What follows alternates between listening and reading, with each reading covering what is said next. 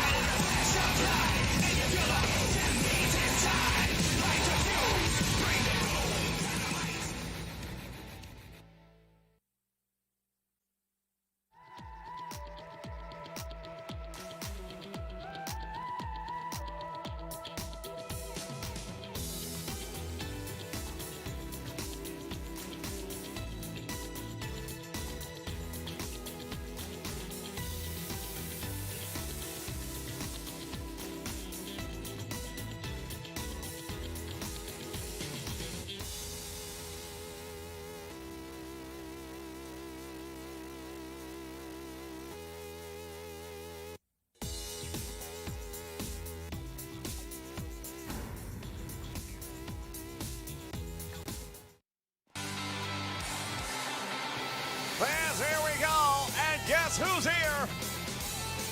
Oh, this man made a hell of an impact showing up right at the conclusion of our Bash at the Beach, shocking the world.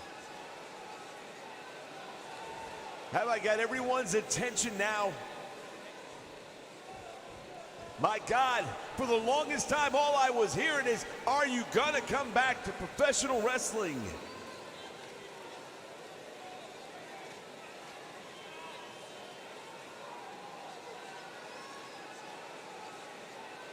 Well, now I'm back.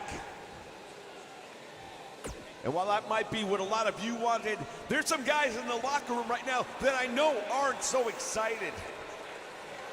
In particular, you, Kenny Omega. Yeah, that's right. You see, I don't need to wait in line to get my title shot. I've proven myself everywhere I've ever been that I am what I say I am, and that is the best in the world. When Tony Khan came calling, when he started throwing down the big bucks, I said, I don't need the money. I've got more money than I need. What I need is my respect. And it seems like a lot of people around here have had delusions of grandeur. They don't seem to remember who the best is.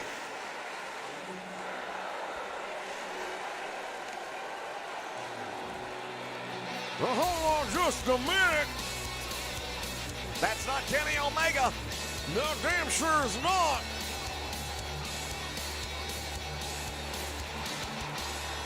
Bryan Danielson making his way down. And business sure as hell just picked up. Well, boy, I'll say, this is going to get interesting fast.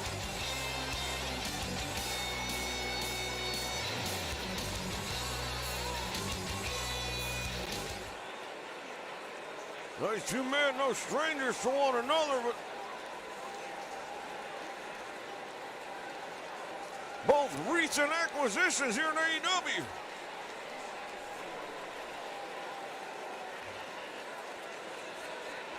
I have to tell you, this is going to be a little bit awkward.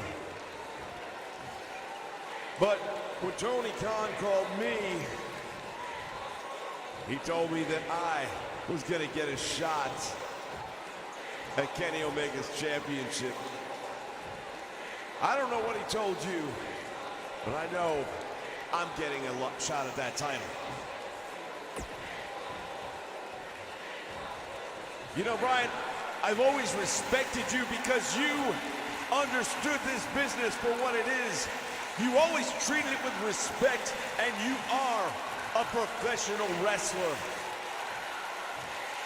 But you also need to know your place, and your place is behind me. Well, I understand you feel that way, and I'm sorry to be the bearer of bad news, but I don't get in line behind anybody. I had probably a very similar conversation as you, and promises were made, and they damn well will be kept. And you or nobody else is gonna get in the way of that. Actually, that's where you're mistaken. The fact is, if I have to, I will get back with Tony Khan right now. I will settle this. And you will find out that at the next big pay-per-view event coming up, the hell they call it, Beach Break. Great name, guys, by the way. Well, I can tell you something. I already know that I am going to be taking on Kenny Omega at Beach Break for the AEW World Championship. And if you don't like that, I'm sorry, but that's just the way it is. Now, I'm sure we can find someone to wrestle you, but it's just not going to be Kenny Omega. No, I don't think you understand something. The fact of the matter is this, Brian. I don't care what you think. I don't care what Tony might have promised you. I only care what he promised me. And you are not getting in the way of that. At Beach Break, I will be the new world champion. Bet on it. The fact is this. We both came in at the same time. We both want the same things. But only one of us is going to get that first shot. I know that a verbal contract holds up just as well as any other. That's right, it does. And I'm telling you, that agreement was made for me. I've got nothing to prove with you. I already have proven that I'm superior to you in every single way. I've held more titles than you have. I've been champion longer than you have. And I am the best in the world at what I do. And I believe that you believe that. The problem is, I don't. I don't know that a lot of these fans believe you. Hell, I don't even believe half the locker room believes you. But you can challenge me for the World Championship after Beach Break.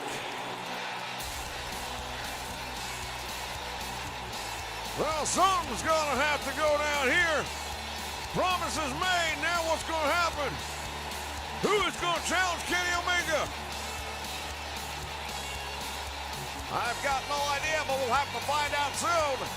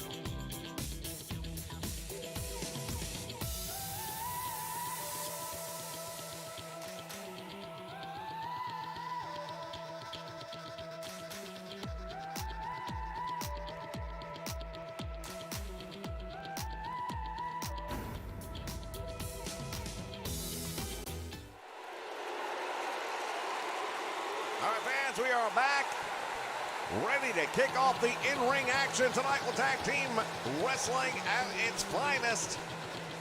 But what a showdown we just saw in that ring. A lot of controversy around who will be challenging Kenny Omega. Is scheduled for one fall. On the way to the ring, at a combined weight of 440 pounds, Matt Jackson.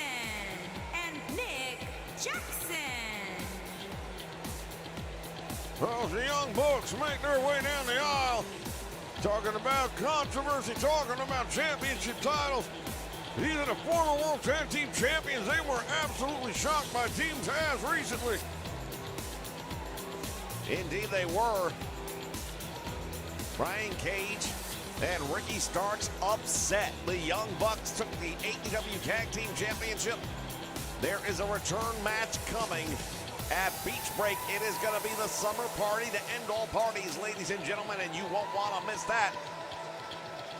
Indeed you won't. Coming up this weekend, it is going to be one hell of a match.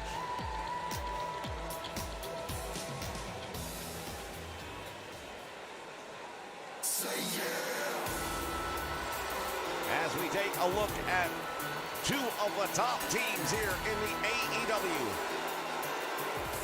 And their opponent, at a combined weight of 446 pounds, Scott Thompson and Jack Wilder. Representing the Pinnacle. There's a lot to be said that they represent the Pinnacle of AEW. They are one of the greatest tag teams, no two words about that. Indeed, the stable with MJF at the head. Cash Wheeler, Dax Harwood, and they are getting another opportunity at a team that they came here not only to meet, but to beat. And a win here tonight for either of these teams is going to definitely make their argument for them that they should be getting shots at the tag team titles. Bell sounds, action underway, and here we go. Ladies and gentlemen, this is AEW at its finest right here on the Nation Network.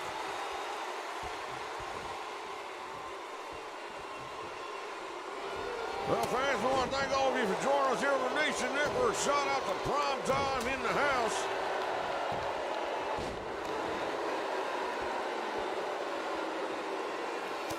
Harwood now with that big elbow right to the back of the head. And Matt Jackson headfirst into the turnbuckle, turns the time. Oh, shoulder tackle. Nice move, smart move. Indeed it is. Now it's a 2-on-1 advantage for at least a few moments. Taking advantage of that opportunity. And this is what the Young Bucks do so well, but so do these two representatives of the Pinnacle. Indeed, the Revolt. Tag team action, and there's a tag made right there. Nick Jackson turns him off. Oh, wait a minute, we've seen this before. Oh, my tombstone pile driver with a spike, and that is devastating. Dax Harwood might not be getting up on that one, I can tell you right now. Punishing knee right to the chest. Big uppercut right there, nicely done. And now comes the Irish whip into the ropes, into the turnbuckle, and he's in the wrong part of town, tag made. There's no love lost, I should say, between Team Elite and the Pinnacle. Of course, all these factions around here, nobody loves each other. It is definitely turf warfare taking place here in the AEW. Everybody trying to carve out a niche for themselves. Jawbreaker nicely done there. Time by Nick Jackson. Takes him down with a forearm smash to follow it up.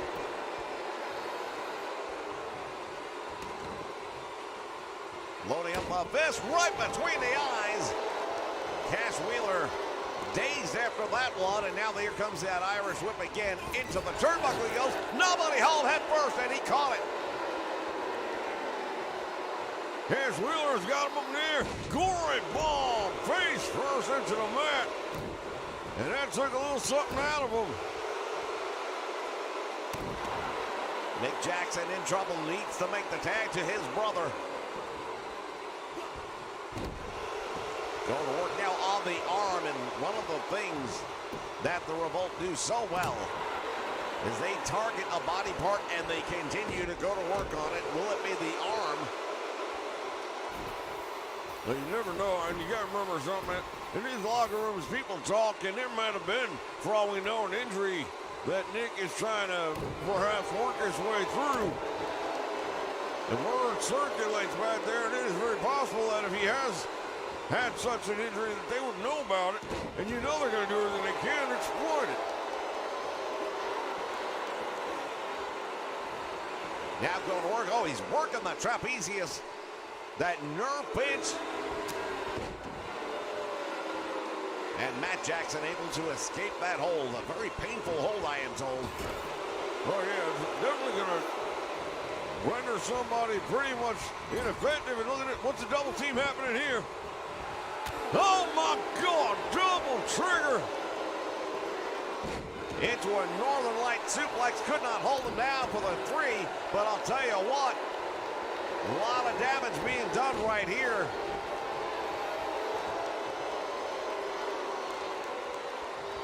Harwood's going to have to find a way.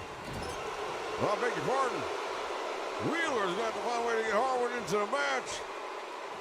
As both men out on the floor, at least for the moment.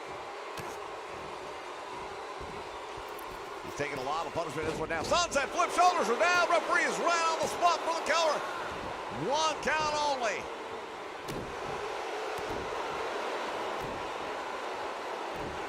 Desperation tag is made, and now his brother comes in. Big forearm, and down goes Wheeler.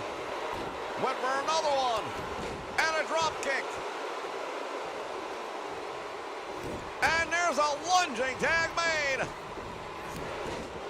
And now the tide has turned. Clothesline followed by back heel kick. Oh, he went for that drop kick this time, and he missed. Came up short. Matt Jackson with that belly-to-belly suplex, planting him right there in the center of the ring. Oh, and he's turning up the band. Well, this could be it right here. Super kick. Oh, he changed his mind. Instead, it's that double arm DDT. Shades of Mick Foley right there. Unprotected.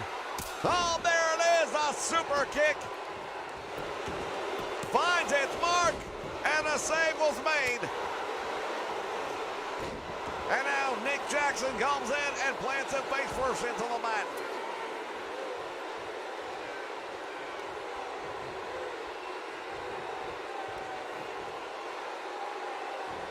Slips out the back door and now turns it around. Clothesline, nobody home. Irish whip into the turnbuckle. Follows it up head first, nobody home again. The tide turning back and forth. Each of these teams going for big moves. Well, it's the whole way there. When you go for the big moves, you got to connect. And if you don't, you tend to pay a big price. Chop block on the knee right there. Just spun Matt Jackson around. Well, if this was the NFL, that'd be a 20-yard penalty right there, but it's perfectly legal here in the world of professional wrestling. Indeed, as preseason football kicks off. Good analogy, and now look at this. Northern Light suplex again. Fails to hold on to him for the pin.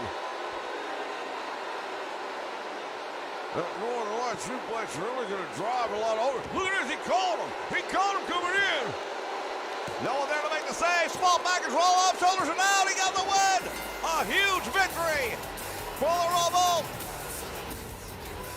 And also for the Pinnacle. What a win. Oh, we got to get a look at this one again. It was so quick. Nowhere they could have seen this one coming. Look at the sunset flip. Close call right there.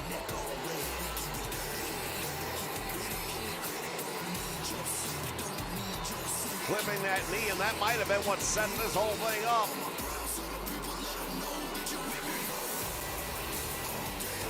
Here are your winners, Scott Dawson and Jack Wilder. That is a monumental victory right there for the members of the Pinnacle, ladies and gentlemen. We'll be back with more action in just a moment. What a win.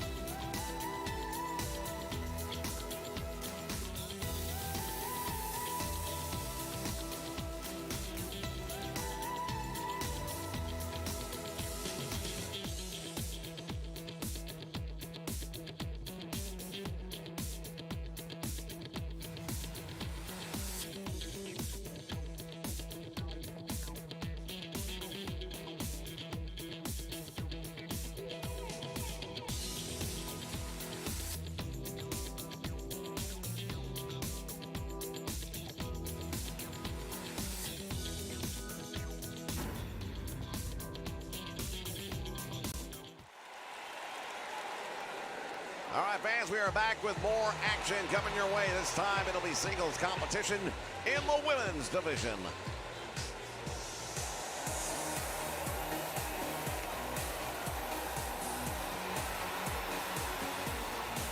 Making her network debut right here in AEW, this is Lady Frost. Making her way to the ring from Pittsburgh, Pennsylvania, Lane E. Frost. Well, I'll tell you, Lady Frost had a chance to see some of her matches before coming in, and very talented young lady. It's going to be very interesting to see what she can do here in AEW.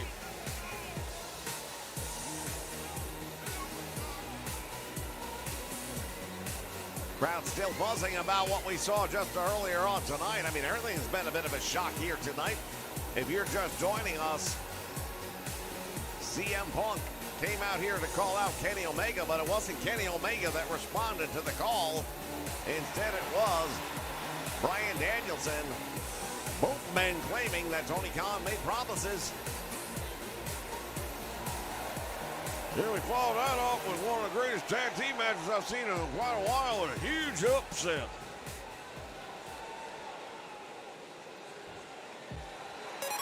And her opponent from Tokyo, Japan, Reed O. Now, this young lady has really been rising to the occasion, to say the least. She came up just short against Dr. Britt Baker in a 2 out of 3 falls match, but she did take the first fall. Now, a lot of people still talking about what happened at Bash at the Beach. And what a match that was. Still considered a classic, a 5-star match if ever there were one.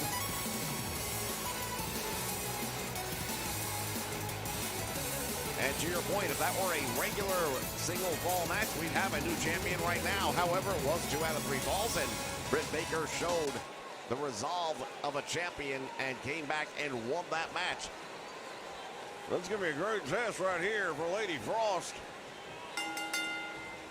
Bill Sales action underway, and here we go. Collar and elbow tie up. Back into the corner. Get an idea right here. These two women want to take this match based on whether or not we can get a clean break or not. Well, thus far, we do see some sportsmanship here, and now double handful of hair, maybe not so much at this point, throwing Rio across the ring. Lady Frost with a stiff forearm, and another one, and now Rio backed up into the corner, but she gets out of trouble quickly. Well, then she's right back into the fire. Rio giving up size and strength to pretty much everyone she gets in the ring with, but that hasn't stopped her from having a pretty successful career and being within a whisper of being the AEW Women's Champion.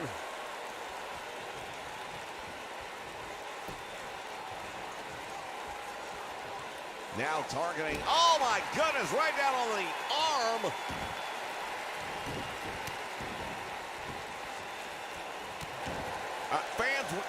Fans, we are getting notice right now. Security is on high alert. Apparently, members of Impact Wrestling are here in the building right now. Somehow they managed to get past our security, and they are here. And we understand that they are right now being looked for by security and local law enforcement. Well, I'll tell you right now, this thing between AEW and Impact is starting to really get out of control. No matter who may have fired the first shot, somebody's got to start talking reason. This is getting to become a little bit of an unsafe work environment, in my opinion.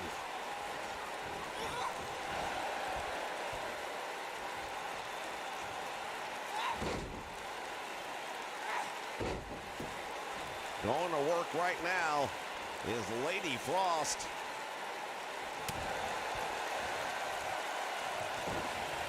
Just keeping an eye out around here because Bobby Roode a couple weeks ago came out here and stormed our set. Double knees and just drove her right back into the mat. Nicely done. And Rio now is getting a good old-fashioned butt whooping in that corner. It's not a bad way to make your debut if you're Lady Frost. Hurricane Rana, nicely done, and she just pulled that out of nowhere. Flipped her inside out. Caught her with that knee trigger right upside the head. Almost a shining wizard there, very close to it. Crucifix couldn't hold her at all. And now goes down for the cover. Does she have her? No.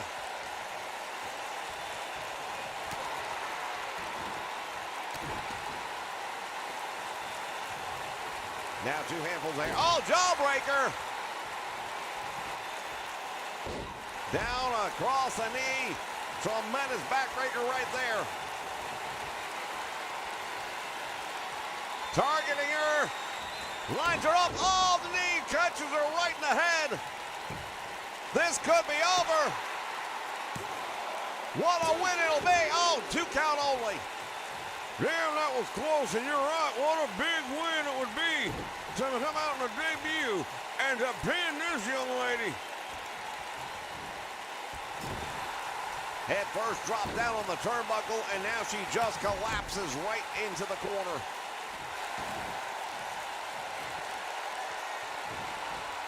Sizes her up, waiting for her to get back to her feet. Oh, there's that spinning kick.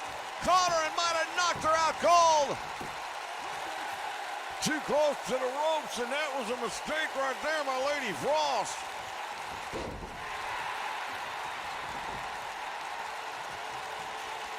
Rio might be very fortunate if she manages to come away with a victory in this one.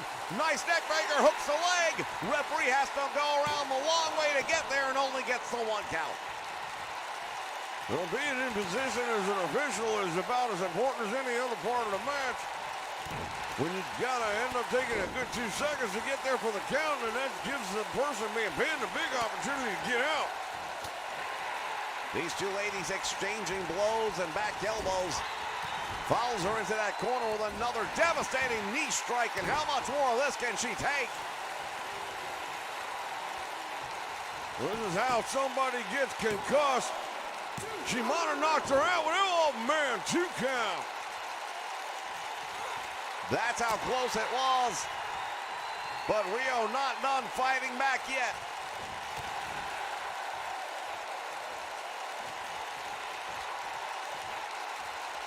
Has her up. Face first, and down she goes.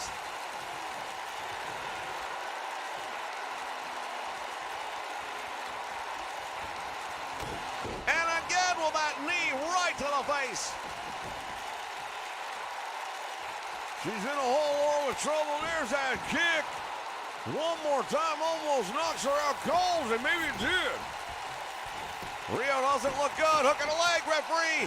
Again out of position. 1, 2, and a massive victory for Lady Frost here. Well, if you want to make a statement, if you want to have a debut that people are going to remember, that's a good way of going about it. Big win right there, ladies and gentlemen. We'll be back with more right here. Oh, wait a moment. What's happening here? Oh, some sportsmanship perhaps, and nicely done right there by Rio, showing some real class. Big win, ladies and gentlemen, for Lady Frost and her debut. We'll be back with more AEW. Stay with us.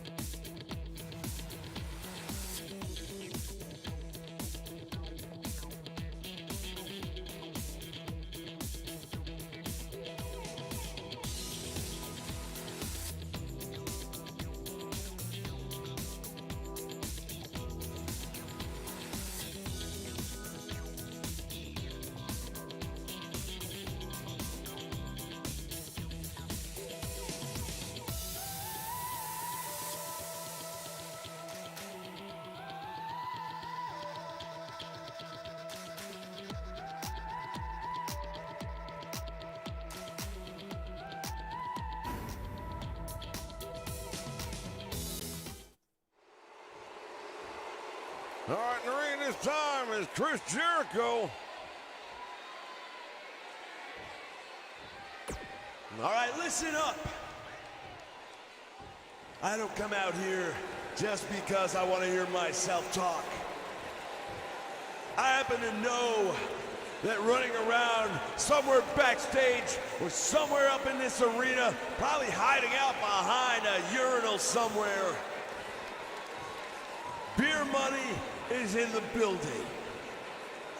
Well, here's an idea. Instead of trying to come out here and get involved in one of our matches, instead of trying to come out here and jump me or someone else from the AEW roster, why don't you accept my challenge? Tonight, in the main event, the Inner Circle invites you to step into this ring with us. If you think you've got the guts, if you think you've got the talent, if you want to try and settle a score, then do it face to face. We will meet you tonight in this ring. Beer money versus Inner Circle if you've got the guts. You want to prove a point? Do it on a national stage. Step up to the challenge that I am putting down before you. I'm betting the house that you won't do it. We're gonna walk out to this ring tonight one way or another. The question is, are you gonna have the guts to step up to us? Just remember one thing. This is the AEW. This is Dynamite. You are stepping into my backyard. And if you get in the ring with us tonight, that is a mistake you will make once and never, ever again. Challenge has been made tonight for the main event.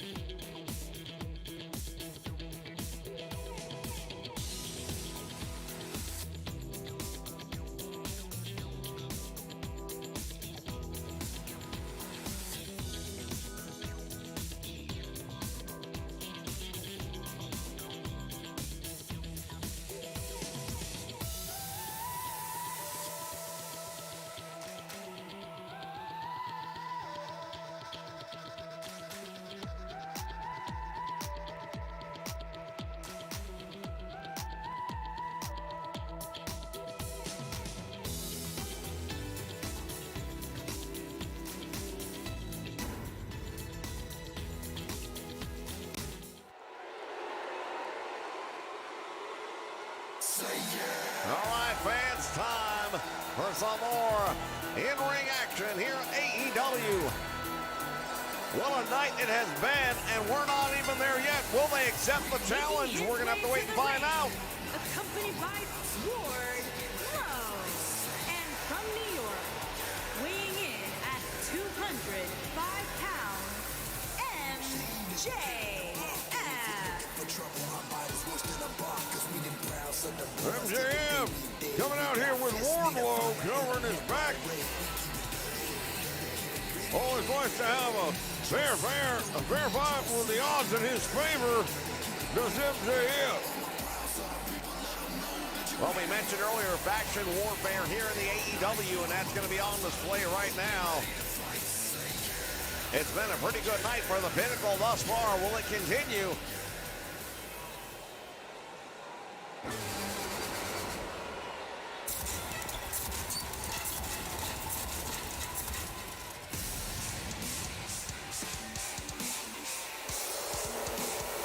And his opponent, from parts unknown, weighing in at 300 pounds, the Superstar.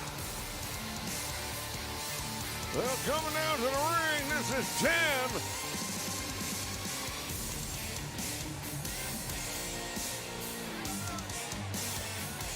Representing the Dark Order. And this man is an absolute force to be reckoned with.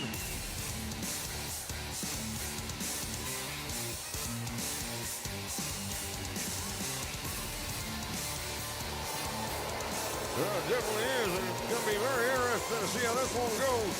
The Dark Order represented and then going up against the leader of the Pinnacle. Well, one thing about the Dark Order, of course, Brody Lee was the leader of the organization before his untimely death. And right now, they still are looking for a leader. They don't really have one. They still work together collectively, but they haven't really come up with that guy who's in charge of the group as a whole. Up in the air, he's got him down. A backbreaker, nicely done. Very talented young man, I gotta say that about this 10.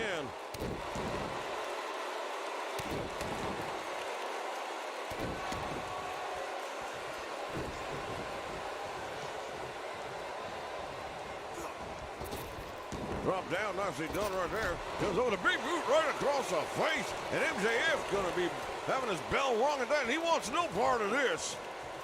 Well, smart move right there, and MJF just suckered him in right to the eyes. And now what's this? Drops him on the back of his head. And that is what he does so well. Baits them in, he gets his opponents to commit, and then he just pounces. Indeed he does, and he just did and took advantage of the situation.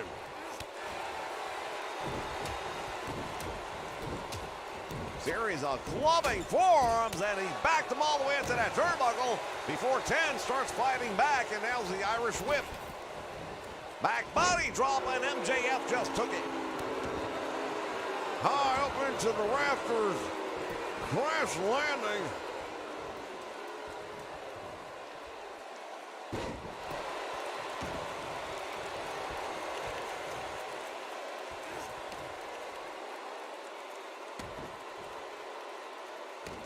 Got that grip right going on there in the trapezius muscle area to put that nerve grip. Try and zap some of the strength out of MJF. Wardlow watching on from ringside, and you always got to keep your eyes locked on him.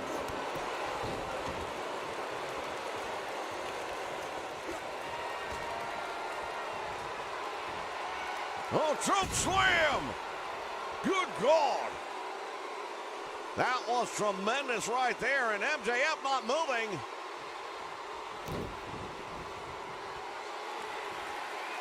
What a big win this would be for the Dark Order, and perhaps that would give 10 a move towards leadership here. Hooking a leg. He's got two, and he got, oh my goodness, I thought he got him. He was close, damn close.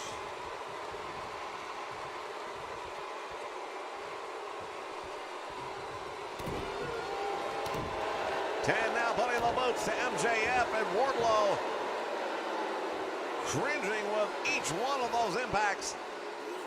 Gut wrench suplex takes him over, nicely done.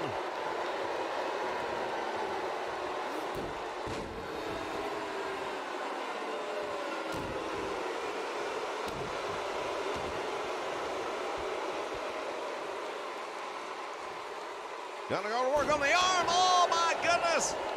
He might have just broke it. He might have popped the elbow right out of his socket. That is a devastating maneuver, and now goes from the arm to the leg, working the ankle. And we see 10 in a lot of trouble right now. MJF going after that top turnbuckle pad. I'll tell you, this man, he will stoop to anything he can.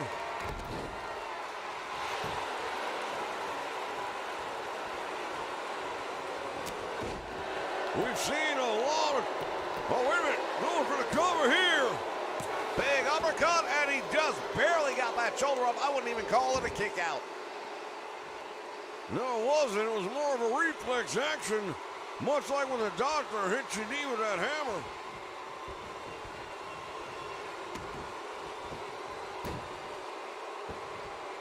We've seen a lot of bad blood between MJF and Chris Jericho as of late. Now look at another turnbuckle pad. Damn, we're soon not going to have any. When was the last time you saw two turnbuckle pads coming off during the match? Been a hell of a long time, if ever.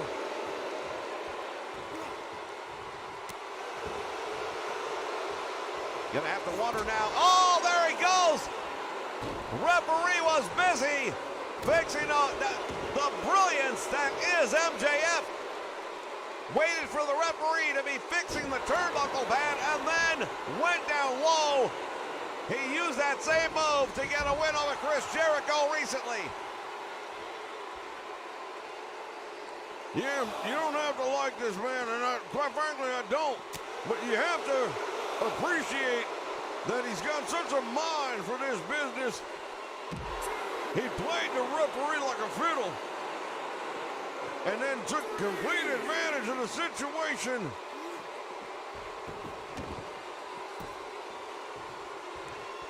Indeed, he has the ability to outthink his opposition, but right now he better figure a way to get out of this hold.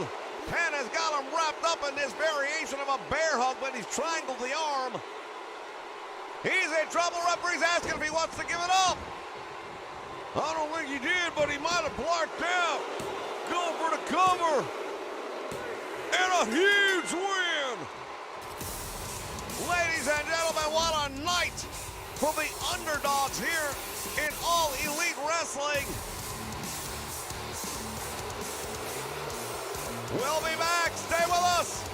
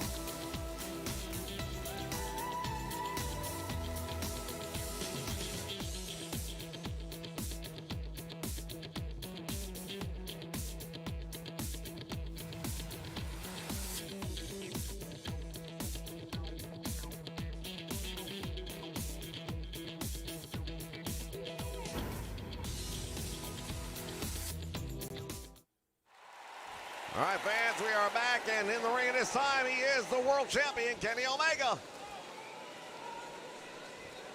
So, earlier tonight, a couple of gentlemen came out here thinking they are going to come after me and the AEW World Championship. Guys, I hate to break it to you, but you haven't beaten anybody here. You see, when it comes to AEW, wins actually matter for something. Unlike programs you might see on USA Network, we actually fight for something here. This is actually wrestling here. So why don't you guys figure that out before you come looking for my goal. I'll even let you know a little something. I've been talking to Tony Khan a lot longer than both of you put together. And I happen to know that you're both going to get an opportunity to get your first win in AEW. And it's going to come at Beach Break, but it's not going to come at the expense of Kenny Omega. Instead, it's going to be CM Punk going up against Bryan Danielson for the first time ever in AEW. And as great a match as that is, and as big a shot as that would have as being the main event, it's not. Because you're not the world champion and I am. And the world champion is always gonna headline this show. And at Beach Break, that'll be no different. Because I am challenging someone who thinks he's the world champion. Bobby Roode, if you want to step over one more time, my friend, bring that Impact World Championship with you, and I'll show you why I am the belt collector. AEW Champion versus the Impact Champion at Beach Break, if you got the guts. Well, that would be a hell of a main event. Will it happen?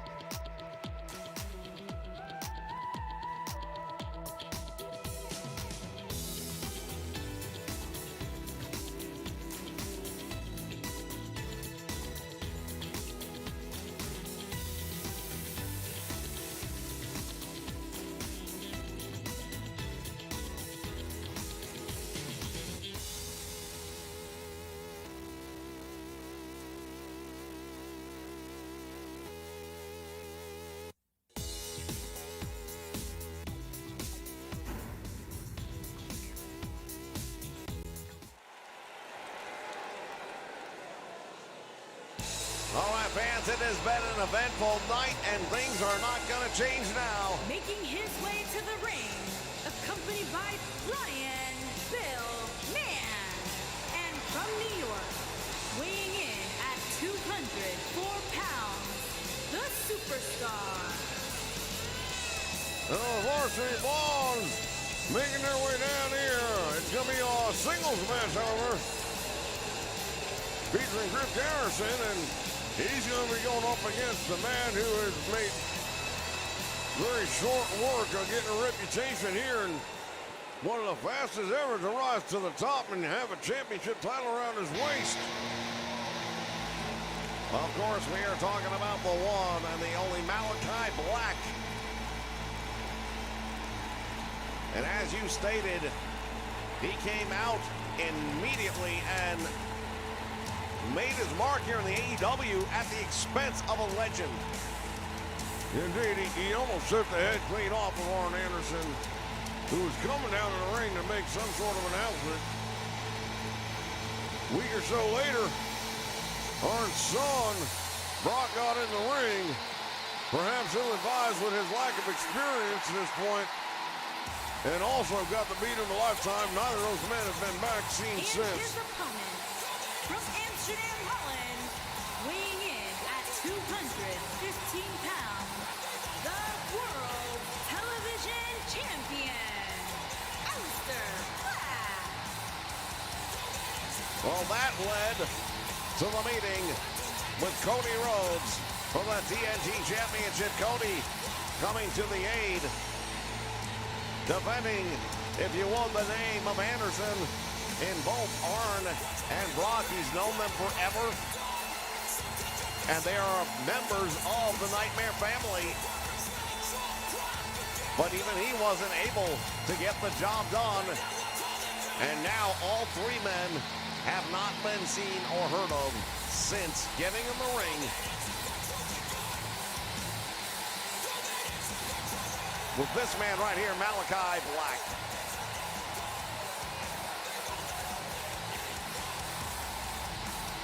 Whoa, tell you what, that's an interesting look right there. That TNT Championship around the waist.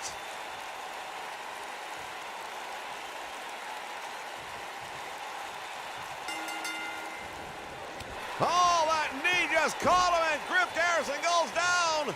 Pillman watching from ringside. And a boot right to the hand. Griff Garrison is in a world of trouble early in this one. And another big kick to the head.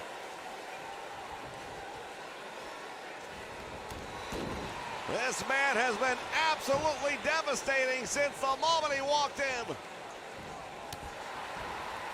Another knee lift. Catching him.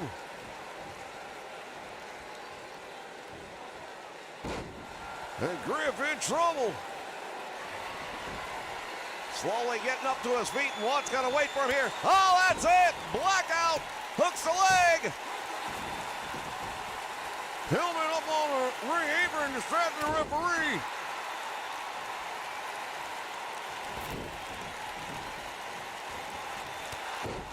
Clothesline, and Garrison is it? Oh, wait a minute! Pillman in the ring! What is he doing here? Referee is out!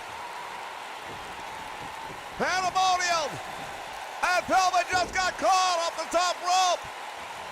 He's taking on both men by himself and the damn referee. Breaking down in this one. Blocks that shot, coming right back now. And Pillman has been ejected. He is being thrown out.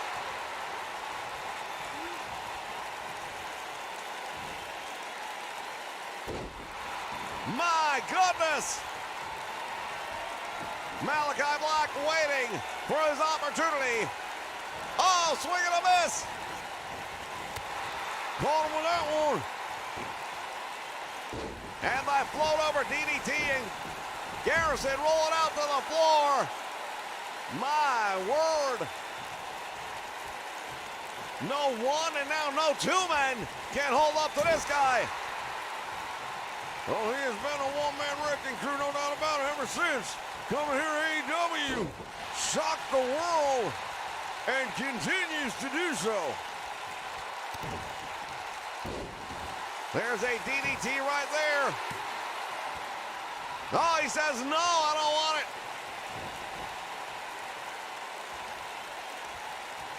Had him right for the pickings there. Brain buster. Oh, that's got to be it.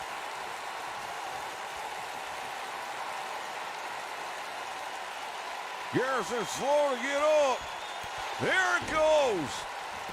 The blackout. He's got him in the middle of the ring.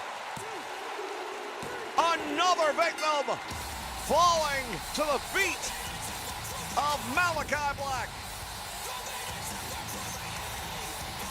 He took out both members effectively of the Varsity Blondes all by himself.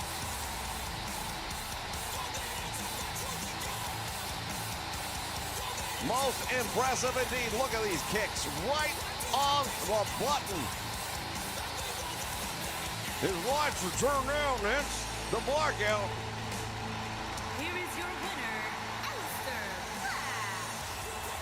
Malachi Black with a big winner. What the hell is this? That's Dustin Rhodes. Dustin Rhodes has just attacked.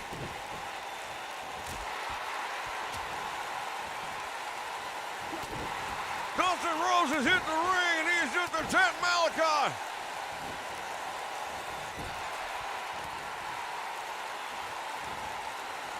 Over the top, a DDT.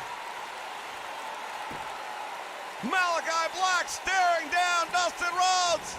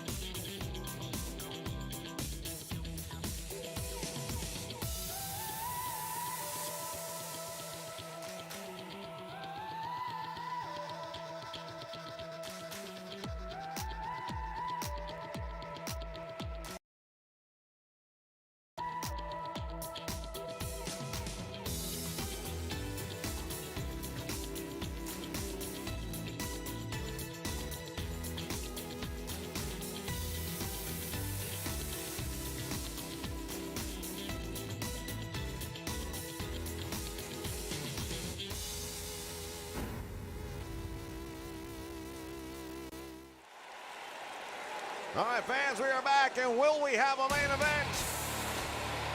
Well, it sounds like somebody's here. Oh, there they are! Beer Money right here as part of AEW Dynamite. 65 pounds, Impact, Bobby Roode, and Cowboy James Storm. Collectively known as Beer Money, these two men just got done with months of personal bitterness and feuding between them for that championship title. And it was the infiltration of the AEW at Slammiversary that brought them back as a team. We might end up regretting that at some point in time because now they've turned their collective focus right here against AEW. Fans, we want to invite you to stick around after this match and join us in the VIP lounge. Vince McMahon will be your host. And their opponent, at a combined weight of 410 pounds, Chris Jerry Cole and Sam E. Gage Boda. Sammy Guevara along with Chris Jericho. We heard him earlier on tonight calling out Bobby Roode. And James Storm and the Cowboy is here. Bobby Roode is here. It is the Inner Circle going up against Beer Money. This is our main event right here on Dynamite. Can you believe it? I can't believe it. It definitely wasn't something that was scheduled. But at least for once, we're going to just see him in the ring without jumping in there and attacking people from behind.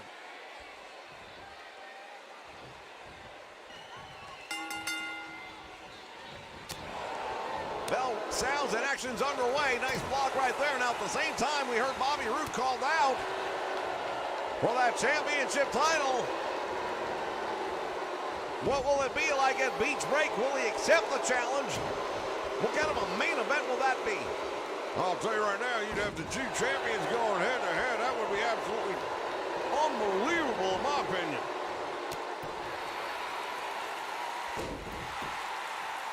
The potential for one of those two men to walk out with both titles. What would happen if Bobby Roode took the AEW World Championship? Would we even see it again? Well, definitely, it could turn out very bad for all concerned, and this thing has gotten so out of control. Bobby Roode just plants Chris Jericho head first. That one-man flapjack doing a number.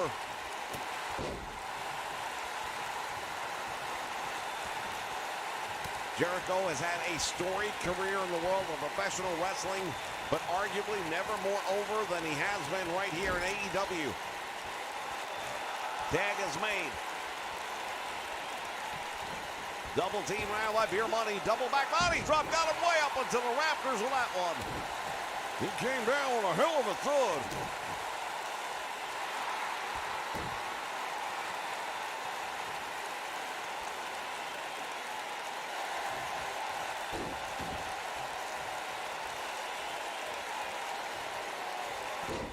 Oh, code breaker, and he got him right there. We were talking earlier about how Chris Jericho has had this heated feud going with MJF, but this has actually taken his focus away from that battle. Jericho hit the ropes, a shoulder tackle and another. Look at this, he just took Bobby Roode right off the apron from the top rope. The axe handle down across the head of the Cowboy. Well, this is getting personal at this point in time.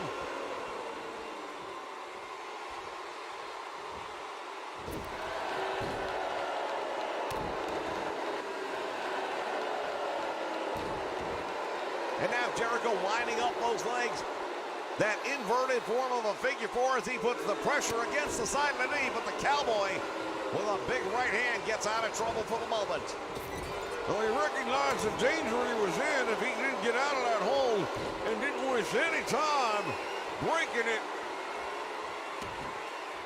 Oh, and Jericho steps over. Walls at Jericho. Cowboy trying to make it to the ropes. Referee's asking if he wants to give it up, but he does not.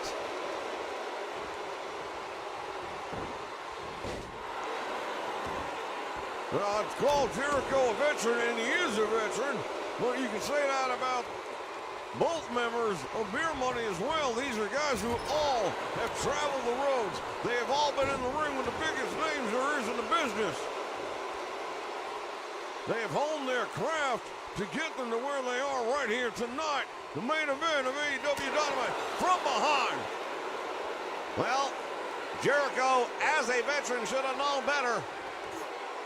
Ring awareness is such a big part of any match, but especially tag team matches. Jericho sizing up the Cowboy. What's he got in mind? Oh, the Judas effect!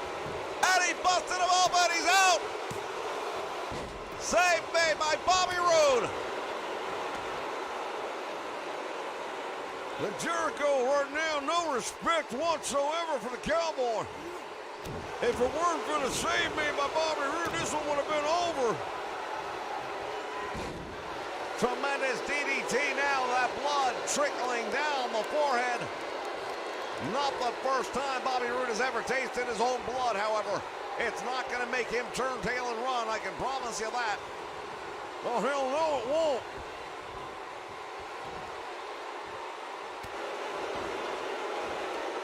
And now Jericho with a Bulldog on, the Impact World Champion.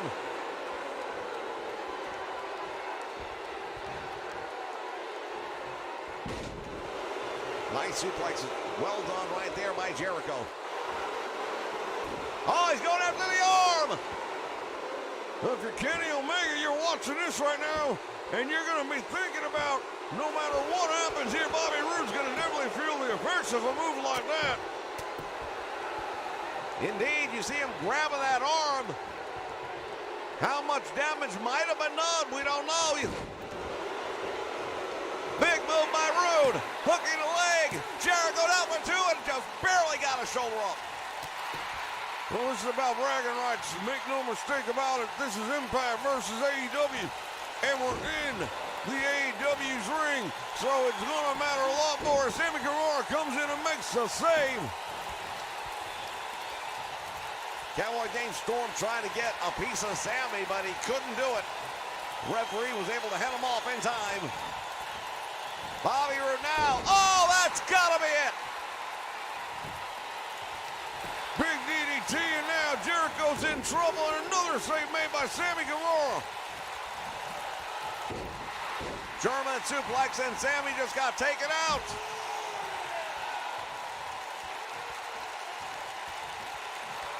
Jericho busted open. Both teams have one member spilling blood. Well, there's a precious commodity that a body needs to perform, and the more that they lose, the less they'll perform. Jericho gonna go for the walls. Trying to turn him over, and he does. Bobby Roode in trouble. But he manages somehow to turn it around, and I don't know that Jericho was able to really hang on to that. Looking at the condition he's in right now. Louise go for that DDT again, but Jericho manages to thwart the attack. Comes up with a nice snap suplex. Man, the blood really flowing down the head of Jericho right now. Hasn't made the tag to Guerrero. Judas effect, and now everybody busted open. Save is made. This is becoming a blood sport. The only one that hasn't spilled any yet is Sammy Guevara.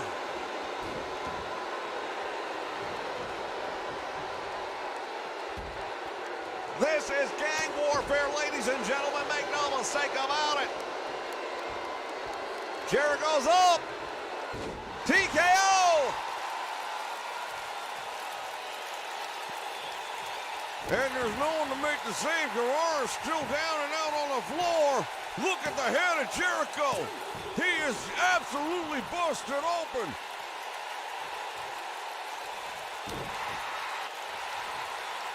There is a gash on the forehead of Chris Jericho, and he is spilling blood.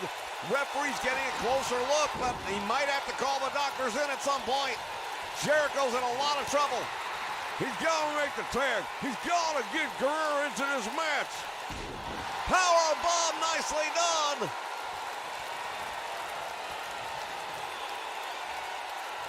Jericho has made this a personal. Oh, there it is again. Judas effect hooks the leg.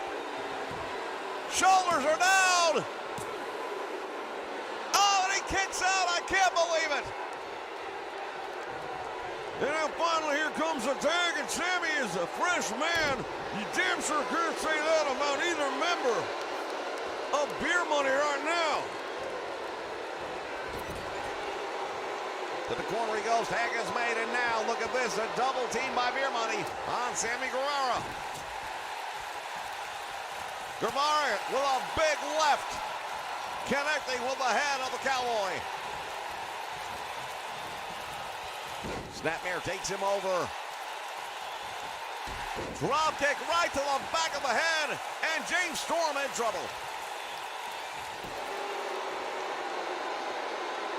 Well, I personally thought that Jericho was making a huge mistake by not tagging Sammy in earlier, but perhaps it all worked out for the best because now both members of Beer Money are very compromised, and Sammy is 100% ready to go.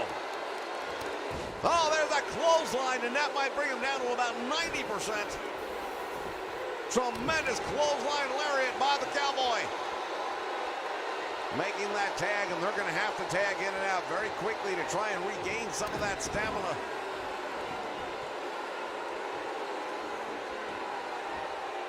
This crowd very vocal right now, and they are definitely not happy with what's happening here right now. They are not supporting Beer Money in any way, shape, or form. Big jawbreaker right there now. Back heel trip takes him down. Sammy going up to the top rope. Nobody home. He baited him in. Well, that's what that veteran leadership can do for you now. DDT, and that might be all all she wrote. Jericho was headed up by the referee. Shoulders are down, and he got out of it. These two teams right now just beating the holy hell out of each other. What a night of wrestling it's been right here, ladies and gentlemen. Dynamite once again living up.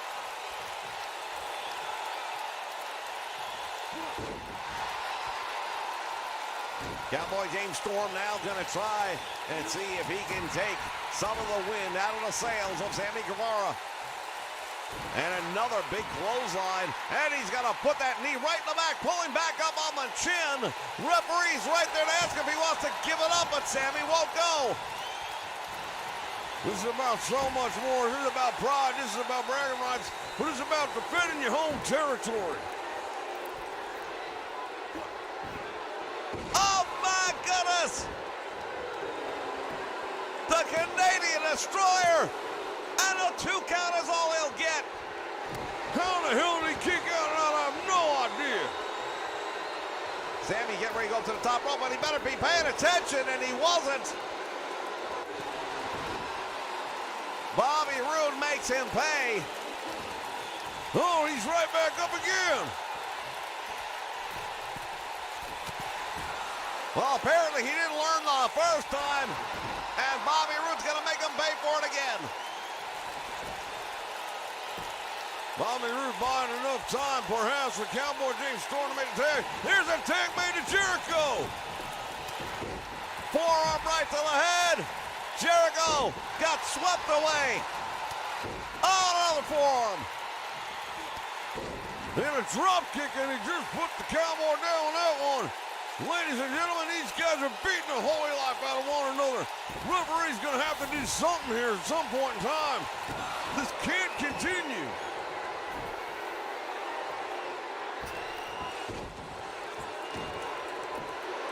Jericho's got the cover. And again, the Cowboy finds a way to kick out. Irish whip into the turnbuckle he goes. Jericho falls away. There's a bulldog head first. James Storm just got rang.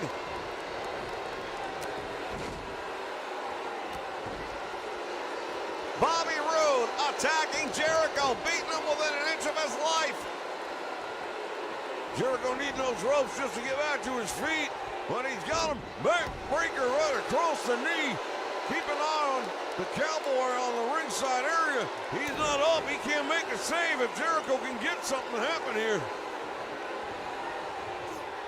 Into the corner he goes, follows him in, and another big bulldog right on that open wound. A blood-soaked Chris Jericho waiting for Bobby Roode to get back to his feet. Ah, Judas effect, that's gotta be it. Hooks the leg. We might have a winner. And it's over. What a victory for the Inner Circle. I'll tell you right now, what we just saw here tonight was history. Defended home turf is what it's all about. And we've done that here tonight. Fans, what a night of wrestling here as part of AEW Dynamite. We take a look back at some of the action in this main event, and it was so much more than we could have asked for. Here are your winners, Chris Jerry Cole and Sam E. Gage Boda. The Inner Circle victorious fans, we invite you to stick around. Join us in the VIP lounge right now.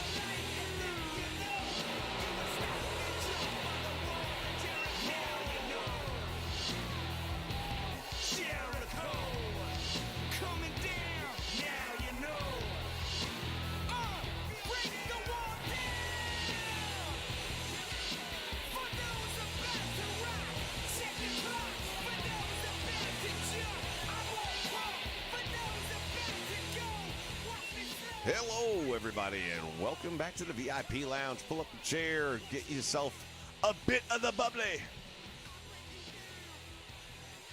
Do a little chat around here, shall we? Let me tell you something. Things are getting interesting in the world of professional wrestling, and it's been a long time since I felt that way.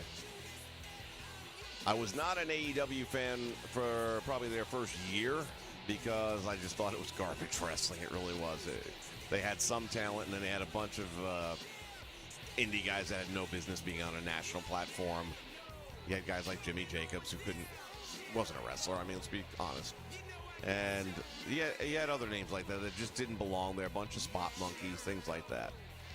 But they finally put a roster together, a very respectable roster.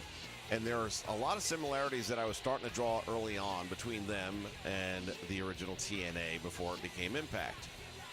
In that they were just taking WWE's developed talent and throwing them on their roster and trying to keep their characters close to what it was and go from there. Here's the big difference, and it's a monumental difference, and it's why I think AEW will probably defeat the WWE at the end of the day. Number of reasons going into that. A, McMahon is getting ready to sell. Okay, so he's going to be out of it. Once he's out of it, he don't give a shit. And whoever gets it is not going to be Vince McMahon. And they're not going to have the wrestling background. It's going to be some TV producers like the jackoffs they have writing for him now. And it's going to be crap. And they're not even going to care. I mean, if they get their million viewers in, they're happy, whatever the case may be. So bottom line is, I think once he sells, and I don't think we're too far away from that day, then it's just going to go straight downhill. And it's been proven by the talent they've allowed to escape. It's all business now. It's not about the product. It's about the dollars. Those dollars are going to dry up so fast.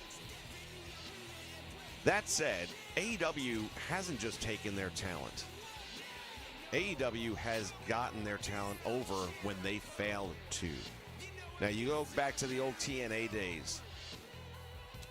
In TNA, they brought in guys like Kurt Angle. He was already over. You didn't do anything. I mean, he's still the Olympic gold medalist. He's still Kurt Angle, kept his name, of course. So all you did was take a talent that they developed, they made a household name, and you threw him on your roster. Congratulations, you did nothing. They did the same thing with Booker T. They did the same thing with Nate Christian Cage. The names go on and on and on. The only thing they had was Samoa Joe, and they had AJ Styles. Yeah, they had Christopher Daniels and a few other names, but were those guys that were going to sell out arenas? Hell no. They were mid-card guys. Samoa Joe, AJ Styles. That's what they had. Those were the closest thing they had to homegrown talent. AJ was a homegrown talent. All that said, Chris Jericho's never been more over in his career than he is right now. And the AEW crowd, and it doesn't matter what city they're in, they pop. You watch the WWE product, it's like watching a golf tournament. Those fans are not into it. Take a look at Britt Baker. Probably the most over woman in professional wrestling today. More than Sasha Banks, more than Bayley, more than Charlotte. And they did that. I mean, she did it really, but they gave her the platform. And what is working, even for the WWE in very limited form, what is working? AEW is letting them do their own thing. They don't write scripts. They let them do their own thing. Does it fail sometimes? Yeah, it's going to fail sometimes. How many times, though, does the WWE's writing staff fail? 95%. The only reason Roman Reigns is over now is he's not listening to shit. He's doing his own thing. And it shows. What I said 3 years ago, for those of you who watch this channel, I did a program where I was running a promotion I called Rise, where I was basically kind of doing what AEW is doing now. I was taking the WWE talent and using them the right way. And the first thing I did was turn Roman Reigns heel when they were trying to shove him down everyone's throat as a babyface that nobody wanted. Roman is killing it in the role of the bad guy, but he's also not reading a script anymore, and that's why it's working. But they just won't let the rest of the talent do that. The way they're cutting talent, the way they're not promoting it properly, and then they go to AEW, not for anything, Rusev got over with something as stupid as Rusev Day, but they still kept booking him in crap matches. Now he's a badass, and he's doing real promos, actual promos. Again, AEW took the WWE talent and has made it better.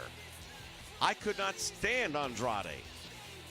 Ciano, whatever the frick his name was back in WWE. Now I'm actually digging the guy. Now he's got an edge to him. When he came out, for those of you watching this channel for a long time, you know, when he first came on to the scene on the WWE, as far as I was concerned, he was just another, what the hell is his name there? The one that got hooked up with Paige for a little while there. I'm drawing a blank right now. Alberto Del Rio. To me, he was like a poor man's Alberto Del Rio, because that's the way they brought him out. Now, though, he's got this, oh man, this Scarface thing going on to him. You know, he's like Tony Montana. He's a badass. He's chill. He's not getting... And partnering up with Chavo, everyone's like, oh, but Chavo's a babyface. Shit, Chavo could be whatever he wants to be. And being a heel for Chavo is not going to be a problem.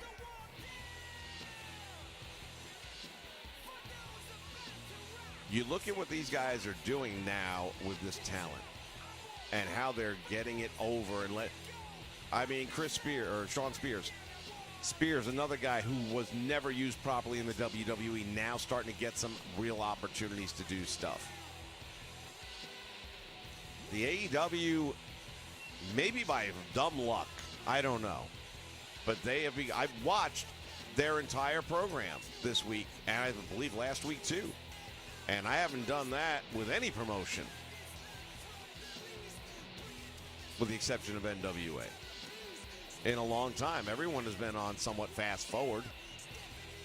But the AEW shows are great. And oh my God, if you haven't seen this week's AEW Dynamite show, then you need to get a hold of the opening match. You got to watch it if it's on YouTube yet or not. I don't know. It's a six-man or trios match, whatever they want to call it. Hell of a main event right to start the match, to start the night off, okay? I've only seen him maybe once before, and I'll be watching him every day from now on. Dante frickin' Miller. Real deal. 20-year-old kid. First match I've ever seen in professional wrestling goes way back to when Mr. Fuji and Mr. Saito won the tag team titles by throwing salt in the eyes of Rick Martel, and he and Tony Gurria dropped the belts that day, and I was hooked. And from that day to this day, I've seen just about everything that's come down the pike. Every wrestler it's ever been, every high flyer, grappler, you name it, I've seen them. I have never seen anyone at any point in their career move like this kid. He is amazing. He is smooth as glass and cool as the other side of the pillow. This guy, he was outside the ring and jumped back into the ring backwards through the ropes and didn't miss a beat. From there, hops up to the top, comes off with a moonsault. He had, talk about poetry, and this crowd was popping for everything he was doing. I was getting off the damn chair like, holy shit. You have never seen anything like this guy before. He is as real as it gets, and he is going to have an amazing future. He's got a twin brother. I haven't seen enough of the two of them. I know they're high flyers and all that. I don't know that his brother can possibly do what he does, because I've never seen anyone do it. Imagine two of them. Dante Miller is going to be gold. He is going to just get, and he's 20. He's 20 years old, God forbid, barring injuries. He is going to carry the torch of the AEW because they have an old roster. You got guys like Jericho, who's really at the end right now. He hasn't got too much time left. Cody's getting ready to kind of transition out. You know that. Kenny's getting ready to transition out. And when you see somebody 20 years old doing what this kid's doing, I don't know how his promo skills are, but honest to God, if you can do that, I don't think it's going to matter all that much.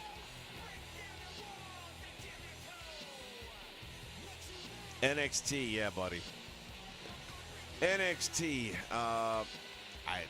it was fun while it lasted, right? I remember when they first turned from Florida Championship Wrestling to NXT. And that was back when Tyson Kidd was one of the main names there. Bo Dallas. was one of the big names there. And they had a really good vibe, man. I just loved that show. I still have those old... That's before they had a TV contract and you were getting them on the internet and stuff like that. And I loved it. Loved it all the way through. For me, I kind of fell out with the NXT when Bayley's class graduated and went up to the main roster because I felt like that was such a great group, such great talent, and so many of them left at one time, and I just didn't feel like starting over again. Oh, God, Adam Cole. I'm sure he's a great guy. I can't watch him, though, because what does he weigh, 110 pounds? And he's got to stop wearing those fucking armbands because they take his biceps and they mush them. It's like his biceps can't even hold up to the friggin' sweatband. He's way too small.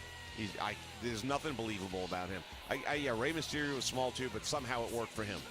For me, I would never pay a nickel for an Adam Cole match. I would not sit through an Adam Cole match. And it's not to say he can't put on a good show. I just can't believe in him. He's just too small. Just too, and that by AEW standards, he's too small. Yeah, Britt Baker, my God. It is just, and a big part of that was that match she had with Thunder Rosa and what those two ladies put themselves through. You've never seen on a main program, on a network like that, women wrestling, going through tables, thumbtacks, and all the crap that they put themselves through in that match. And they were both made that night. I mean, Thunder Rosa was already getting that momentum up, but my God, the way that crowd pops for that girl, it's amazing. It truly is. And AEW is starting to get it. And again, it might be by dumb luck. I don't know. But they're getting it. And it's happening. And the WWE is about to be crushed by their own ignorance. Because as soon as Wyndham Rotunda makes that friggin' debut, which we know that's going to be coming in the not too distant future, it's over. It's over. And Malachi Black is going to be the new Randy Orton. He is going to be a good 8-year AEW mainstay champion. He's going to kick that ass. The WWE, the fact that they couldn't do something with him shows why they deserve what they're about to get. All the backstage politic bullshit, whatever it is, I don't know. But the fact that you let those two guys go tells me you don't have a friggin' clue or care, one or the other. And Vince, I don't know, man. I think he took too many chair shots to the head, in my opinion. How that happens, I couldn't tell you. Could not tell you. He might be a beast on promos. I can't tell you because I've never seen him do a promo. I just don't care about him. He's too small. He's just, it's not going to work for me. I'm never going to believe him kicking the ass of somebody 250 pounds. Never.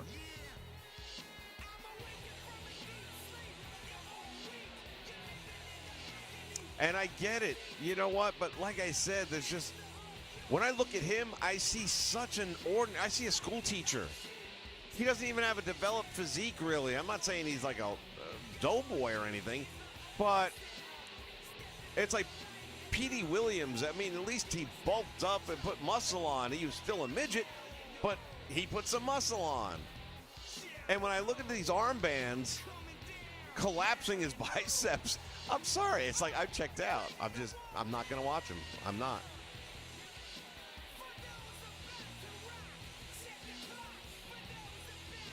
Chris in the house. How you doing, KS?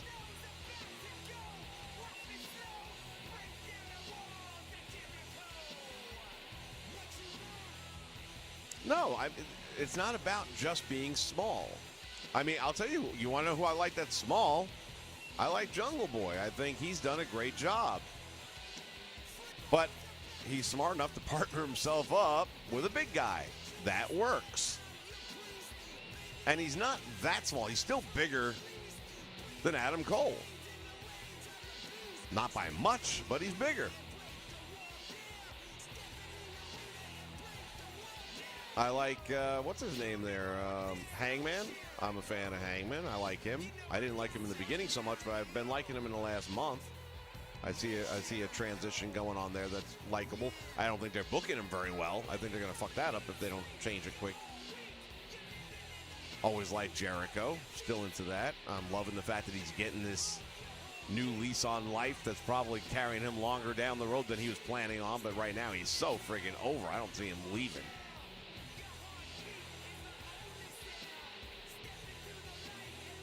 Yeah, I figured his brother had to be hurt if he was in a trios match without him. But my God, after that performance, they might have to just turn him loose as a single. What? I tell you, it's like I didn't. Usually I watch the show and then I delete it to free up room on the DVR. I'm going to go back and watch that match again at least 2 more times. The guy is amazing. At 20 years of age, I mean, what did he have, a ring in his backyard since he was 8? Absolutely amazing. I love MJF. I think he's the best heel in the business. And matter of fact, I'll say he's the best heel in the last couple of decades.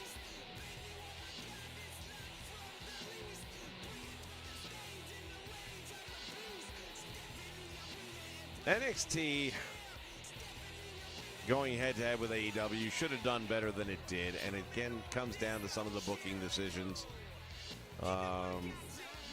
And a big part of it also, I think, was the fact that they were doing it at Full Sail, which I know it's their home, but at the end of the day, it's a bingo hall. You know, you're only getting 500 people to 1,000 people in the door. That's not competing when you've got arenas going. It just makes the AEW product look superior just because they're in an arena with 10,000, 12,000 people. And optics make a big deal when it comes to ratings, when it comes to capturing fans. And I think AEW's done a really good job of bringing not only the diehards in, I mean, they're all known as having all the spot monkeys and having the fans' choice, if you will. You know, all the Mark's favorites. But that's not just a bunch of Marks out there. I mean, there's some new fans, you can tell. People have been switching channels around, or maybe their boyfriend or girlfriend's watching, and they, well, check this out. They've become a lot of fun to watch, and I can now sit through an entire program.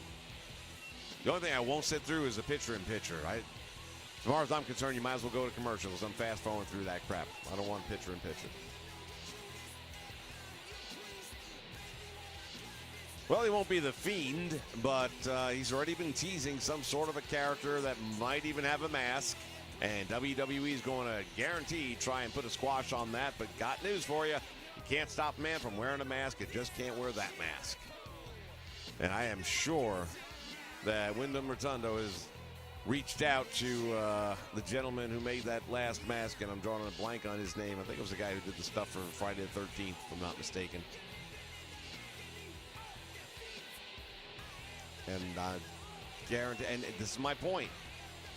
AEW, I'm sure, has told him, hey, do what you want. You know, you take the character the way you want it to go. Can you imagine letting that man control that character instead of corporate? I am just like stoked to see what happens. We saw the Big Show come out there. As a matter of fact, JR pretty much started to call him the Big Show and had to stop himself. That awkward moment where he forgets what company he's working for. Big Show comes out, has the same guy singing his theme song, starting out with, well, and then it goes into different lyrics. But it's like, damn. They are just rubbing WWE's face right in the shit. And I love Big Show's whole gimmick right now of no more BS. The play on the Big Show and the bullshit that is WWE. He who laughs last.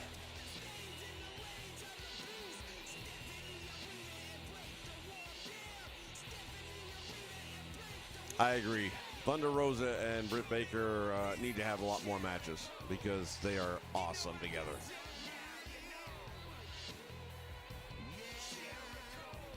Congrats. Thank you so much, man. I do appreciate that. Thank you. Keeping it up. Keeping it up. All right. Well, for those of you who have not seen AEW Dynamite from this week, you need to go check out that opening match if nothing else. But the rest of the card was pretty solid as well. And Jericho is truly looking, and he probably isn't acting either, but he's truly looking like a guy who's been beat to hell on his last leg going into this match against MJF. But I'll never understand. And this is where the AEW loses me. Why would you give a major platform like that to Nick Gage? The guy is garbage, man. He's not a wrestler. He is absolute trash. The fact that he tries to, build a reputation because he was a dumb enough asshole to go rob a bank without a mask, that doesn't make him a badass, makes him a dumb motherfucker.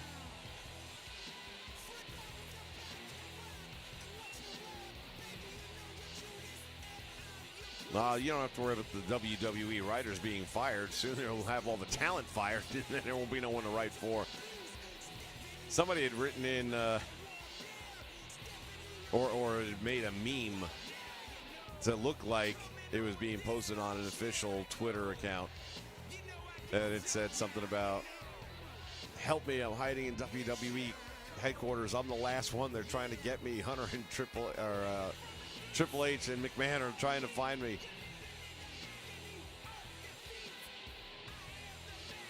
Last man standing. They're the only one they haven't fired yet. Out of those names on NXT that they got rid of, honestly, I don't know them because I haven't watched NXT in so long.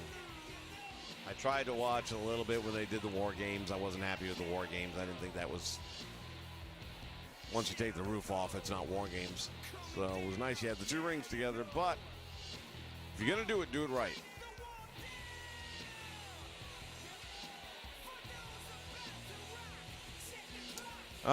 I don't see Jungle Boy and Luchasaurus getting over on the Young Bucks. I mean, if they weren't going to let FTR win, and that, again, this is where AEW fails. You brought in one of the greatest tag teams to come along in 2 decades. I'm not saying you had to bring them in and have them squash the Young Bucks right away, but they should have at least changed titles back and forth like the Midnight Express and the Rock and Roll Express did. Have a couple of months run, give them back, then let them run 6 months, and then give them back. Make it feasible. Instead, you buried them and then just threw them away. Next. Dumb move. And I've got to think FTR is kind of regretting coming over if they'd have known that was going to be the case. Because not for nothing, there ain't nothing young about the Young Bucks, okay? They were young 20 years ago.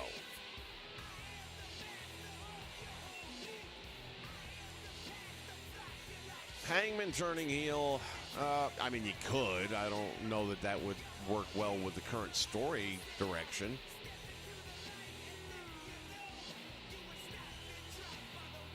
But anything's possible, I suppose. And I've never been a Sammy G fan, to be honest with you. I think he's too reckless. I think too many people get hurt. And then he says some pretty stupid things that he has to go through training for. He's a kid. He's going to make mistakes. He'll learn from them and what have you. But when people start getting hurt somewhat frequently and the common denominator is you, then you probably have a problem. Nia Jax. And by the way, I love seeing her get split open. Oh my God, that made my day. It's like, about fucking time. How does it feel, bitch? That absolutely just put a smile on my face. Oops. Now give her credit. The big bitch finished the match. She toughed it up, pulled up her panties, and kept on going. But I was happy it happened. All right. Ladies and gentlemen and children of all ages, you ain't got to get home, but we got to get up out of here. Closing the VIP lounge for the evening. Thank you for joining me. Thank you for checking out the AEW Dynamite broadcast right here on the Nation Network. We'll be back with plenty more just like it in the very near future. In the meantime, I'll see you real soon right here ringside on the Nation Network. Be safe, everyone. See you soon.